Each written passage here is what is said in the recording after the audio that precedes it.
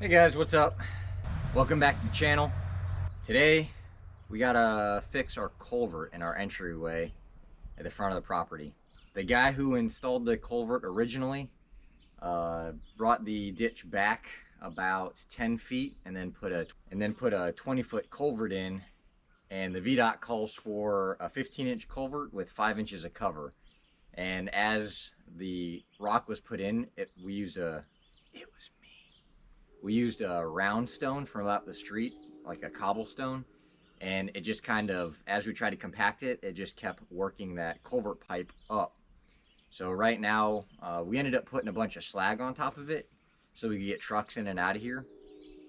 But that culvert pipe needs to be pushed essentially back down into the grade and then covered with a stone that's going to lock in for us. So we'll go up and take a quick look after we throw some grease on this machine.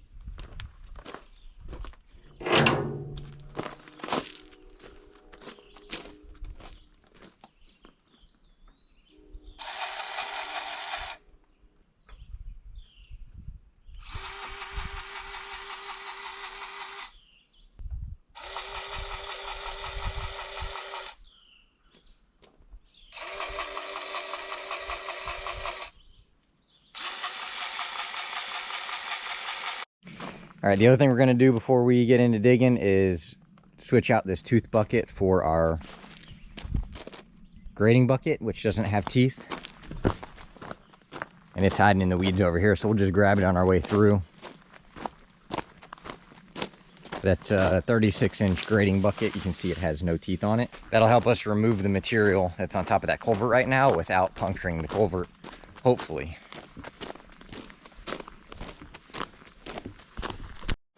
And my wife's been on me about getting rid of this pile of stuff up here so we get some better curb appeal. So we'll do that today too. But the original ditch you can see is right here. And it would run, through here, a couple feet off the road. Like, I guess about 10 feet off the road it looks. And then it just runs up that way. But you can see we essentially retrenched the culvert, we retrenched the ditch here to be able to use a 20-foot culvert. Because if you put a 20-foot culvert up here, by the time you put your aprons in, I mean, you're going to have like a driveway that maybe a car can get through. Because you pull in with the trailer here, the trailer tires are going to essentially cut that edge off right there. And you would, if you only had a 20-foot wide culvert up against the road, at this 10-foot off of the pavement mark, you're just not going to get that apron that you need to get a trailer or even a truck in and out of here. So that's why we pushed it back. But what we did is we bought a coupler, and I have another 20-foot section of this. We're going to leave the ditch reroute in, and we're just going to add on another maybe 10 foot of culvert pipe just to help widen this out. This is that round stone that we used originally, and it just doesn't lock together. Even if you use sand, you can see I put sand in there, it just really doesn't lock it together that well. So we're going to dig all this out and then get it back down to where it's supposed to be, add in our additional sections, and then we're going to backfill with this slag, because this slag locks together really well. And then that thing's going to be locked in, it won't be going anywhere. We'll have our 15-inch culvert with 5 inches of stone cover, and then we can get the all this area here cleaned up. And then we can get the VDOT inspector back out here and get this project buttoned up. I've already had to pay for one extension, which cost me $150, I think. Maybe it was only 50 bucks. Regardless, it cost me some money to get I think it was like a 6-month extension. So I'm good till September. And I thought that'd be plenty of time. And it is. I've been focused on other things around here. And then it's kind of been like in the back of my mind. Not to say I forgot about it, because you see it every day when you drive in, but September is right around the corner, so we need to get this thing buttoned up because they want to see your erosion control. So according to the requirements that they sent me, I have to have grass down, which it's easy. It's called sod. It's instant grass.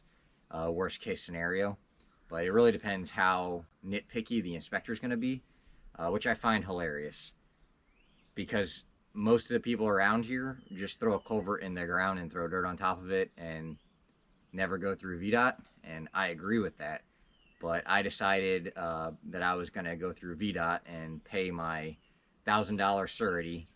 And essentially that is in case I, mess this up, which I don't even know at what level you could mess up a culvert that would require the VDOT to bring a crew out here and extract my mess. They get to keep that $1,000 surety, so that covers their expense on sending a crew out here.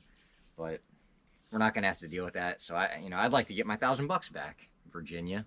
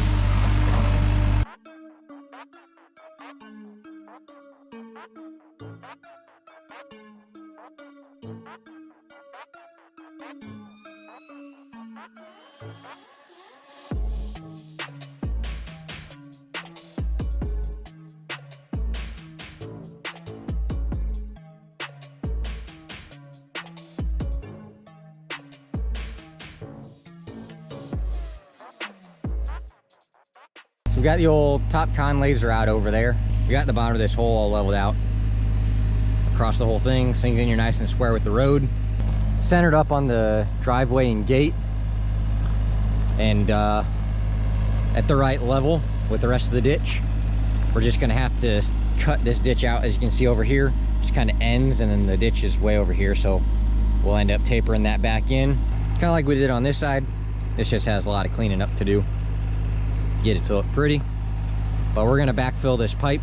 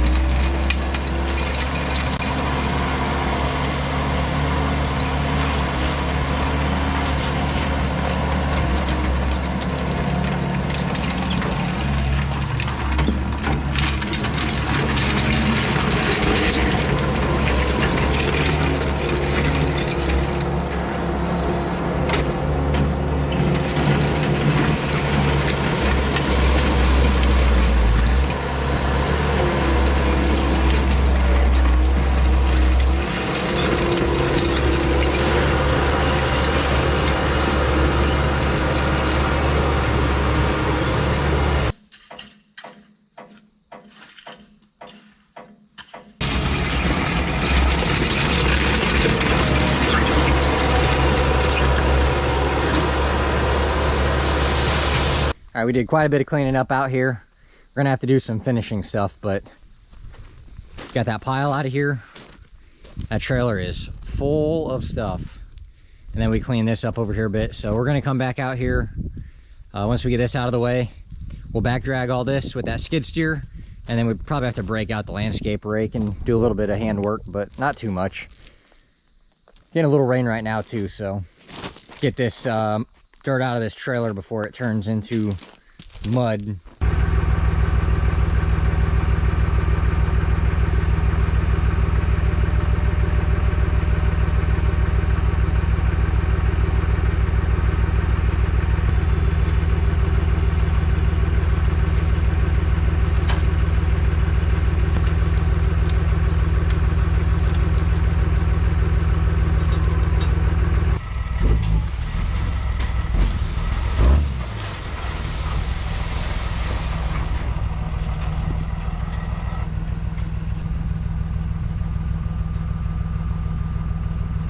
Once it's less muddy, we can come back in here and fill in those spots a little bit nicer. But right now, I just need to get this culvert complete and the ditch with grass growing so that I can get this thing inspected by VDOT and get my surety back. That's going to wrap up this video. Thanks for watching, and I'll see you guys on the next one.